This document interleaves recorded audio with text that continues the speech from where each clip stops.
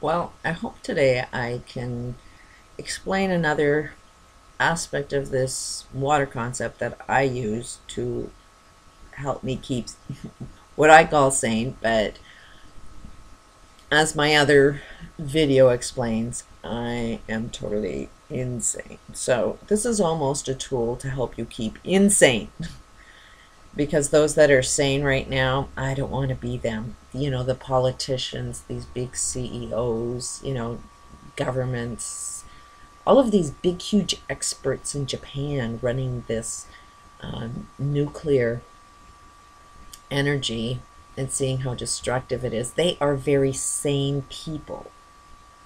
I would be totally insane. So, this is a tool that kind of helps me keep as much insane as possible. And like my other video, I said I am very offensive.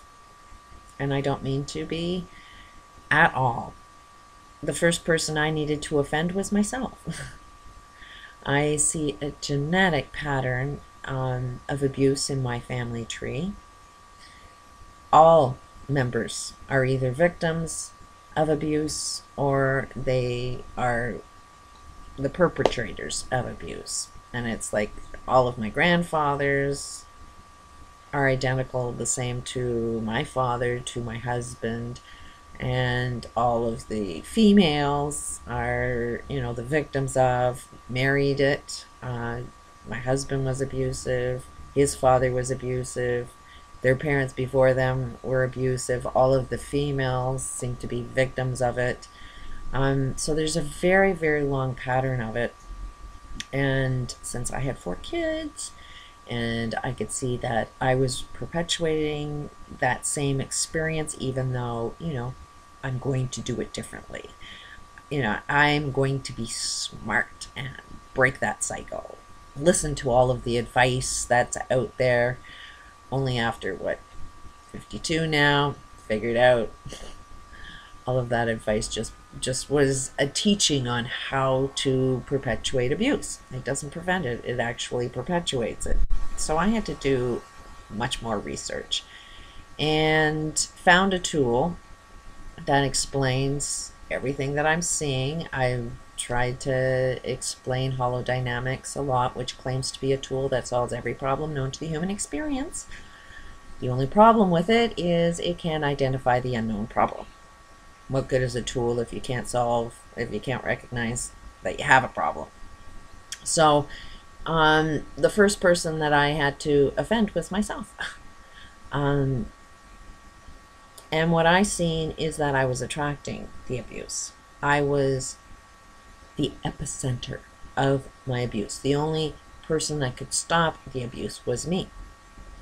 And this Mandelbrot set is another science that explains patterns within patterns. And while there's a pattern there, that pattern has to be the same with every other problem. Every problem known to man has to be the exact same thing, which is where you'll find the unknown problem. Is if you are experiencing a problem, you are the creator of your own problem that you're experiencing. Which, how it offends even larger people would be, Native Americans. They were dominated.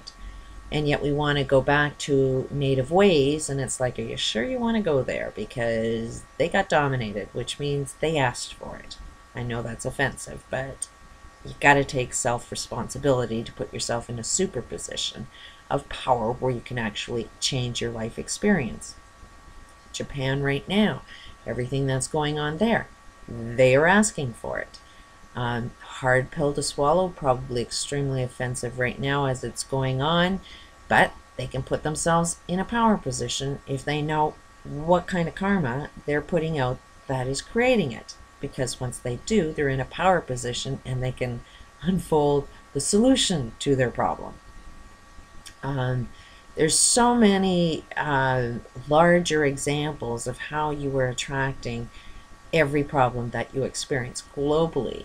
There is the rich that are, doing so much harm to everybody, politicians, CEOs, these elites, the Illuminati. They're all doing so much harm to global population, but it's actually, it's the global population that are asking for it. So if you could step back and see how you're asking for it, find out the reason, then you can transform it. This is another example of why Bibles don't work, because Bible says run away from evil, run away from the problem. The biggest problem known to man is evil, Satan, big bad person, run away. That same mentality is, if you look at good, God is positive energy, positive experience, the solution to every problem. And Satan, evil, negative energy, all problems are just what you experience. So if you look at those patterns, those same words are actually the same thing. You want to talk to God for some answers, but you don't ever want to talk to evil. Don't ever want to go there. That's something you need to run away. So subconsciously, psychologically, we're all running away from our own problems. We're all running away from evil. We're all running away from negative energy instead of facing that big bear. Find out what the hell it wants and give it to it. Because ultimately, most people that are Bible believers say they are sinners. Can't stop being a sinner, but I'll be saved as long as I ask for forgiveness. No, that's totally wrong. You'll only get forgiveness. You'll only save yourself if you find out why you sin, how to stop sinning, because your sinning is going to do harm to yourself. You're putting that karma out there, and it's going to come back at you. So,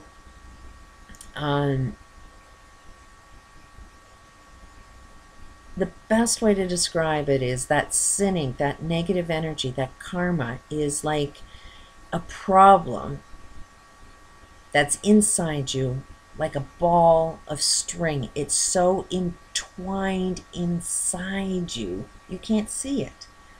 You can't communicate with it. You can't understand it. So if you can take that problem outside of yourself and have a conversation with it, it's like talking to evil. What the hell do you want? And trying to understand it and give it what it wants, then you solve your problem. That's the ultimate problem-solving tool, is taking that evil outside of you, taking that problem outside of you, and giving it what it wants. Give Satan what the fuck it wants.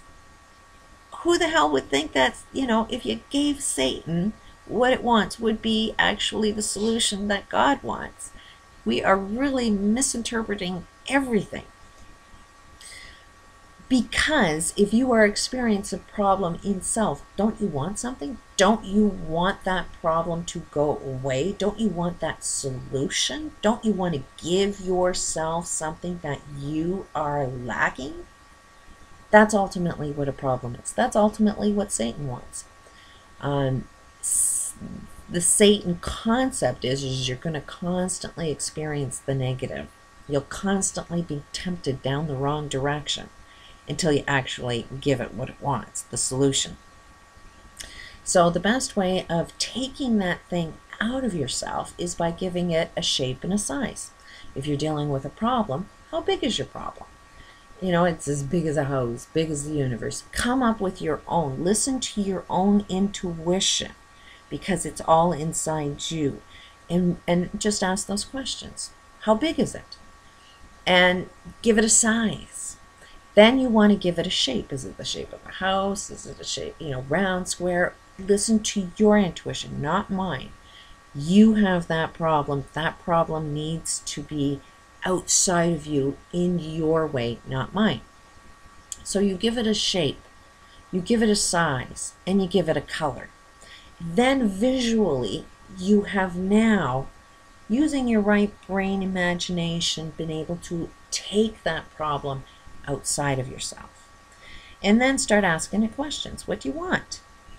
And, a good example for me is my smoking addiction. my life purpose. What the hell am I doing on this planet? What is it I'm supposed to be doing? I use this tool daily because it's like as soon as you get over one problem, there's another. You know, we are so entwined with so many problems that taking one layer after another, every time you make a complaint is another problem you have to transform. So it's a damn good idea to start writing down every one of your complaints and every one of your excuses. List them all down. And each one of those things is something that you have to transform. It's something that you are lacking within yourself. So, for example, my smoking addiction says, I want you dead. And it's like, well, why do you want me dead? And it's because the pain would be over. And it's like, okay, I can understand that. So these elites are doing the same thing. Is why are they trying to wipe out all of man? Because all of humanity's pain would be over. You'll find that it's the same pattern repeating all the time. Evil is somewhat generic and the same for everyone. But you listen to your own voice and find out your own self. But basically, those are what it appears to be. So when I'm communicating with it, it wants me dead and wants the pain over. So I have to, well, no, I don't want to be dead, and no, I don't want that to be the reason why, how to solve a problem, because then I start looking at my kids. And if my kids say, hey, I just want to kill myself, you know, the pain is too great, what would I teach my kids? And, you know, I would use a little bit more logic. And so I've had to look at what is the pain. So that was another thing I needed to track, which is my life purpose. What does all of this pain want? So then I talked with the pain, and it's my whole life just sort of unfolded that, okay, every single thing that I experienced was relevant. It all had a meaning. Every single aspect of my life is like a puzzle that needed to be put together. Same with your life. Every single part of your life had a purpose that you just need to put your own puzzle together. I feel personally that everything that I experienced was to gain as much knowledge, to find this tool that transforms problems into solutions and share it. After my life purpose is over, it's like then I'm going to have another life purpose. But this is the driving force right now, that I personally feel like that's my mission, is to try and find a way of explaining this to other people, because I want to live in a new world. I want to create heaven, and it's my way of creating this new heaven, is sharing this with as many people as possible, that if you share your heaven, then you create the heaven I want to live in. I want you to live in your heaven so that I can live in my heaven. And this particular purpose is going to be obsolete. So I don't need you to be in a problem all the time, so that I constantly need to share what I know. This is just the next stage of my development. So it's like, what did I need to do? Well, I needed to calm down first because I was really angry, justifiable anger. I'm pretty sure everybody that has a lot of negative experiences now has a lot of reasons to be pissed off. So it guided me down to, okay, relax, do a lot of breathing, walk out in nature. It does work together with my smoking. It keeps saying, do or die. You better do everything every day that you know you're supposed to do. Wake up and listen to yourself every day. And, you know, don't be guided by society. Be guided by your inner voice. And what your inner voice says, what do I do today? And right now, I know that I've got to start exercising more. start doing yoga, get my life more on track, a better routine for myself, go for a walk in nature. There's a lot of things that my inner voice is saying that this is what I should be doing more of, as well as doing these videos. I'm going, somebody else has offered to write a book on this kind of stuff. But there you have it. Give it a try. Give your problem a shape, size, and color and ask it what the hell it wants. Treat it like a child. What would you teach a child if it had that conversation with you? And see if you can transform your problem into its solution. Peace out.